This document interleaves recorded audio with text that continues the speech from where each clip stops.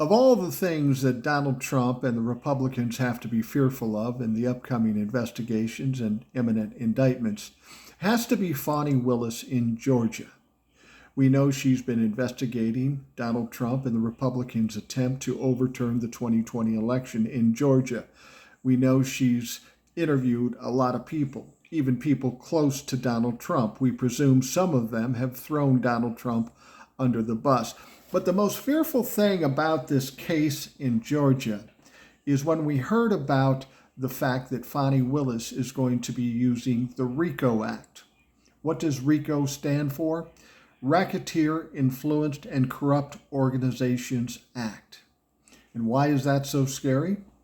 Well, because it's not about one person. In fact, it's about a sweeping group of people. It's not just about Donald Trump. It's about all the people that helped Donald Trump all the way down the road, from the fake electors all the way up to Rudy Giuliani and God knows who else, Mark Meadows. RICO Acts involve a lot of people, and they're very powerful, and they have a lot of sway in taking down criminal organizations. And that's how they're identifying the Republican Party as a criminal organization in Georgia, led by their Don, Donald Trump.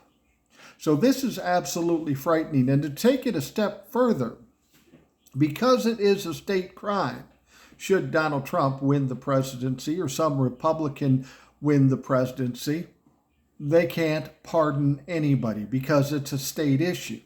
And then they will say, well, maybe the governor of the state could pardon them. Well, no, they can't, because in Georgia, it is a panel, a committee of people that investigate the possibility of pardoning somebody and then voting on it. It's not like Donald Trump where he can just write something on a matchbook and say, yeah, you're pardoned. That's not how it goes in Georgia.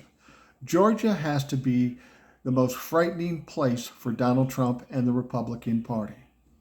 Donald Trump and anybody who was involved in their attempts to overthrow Georgia are in some deep shit, some RICO shit, and there's no way to get pardoned out of it.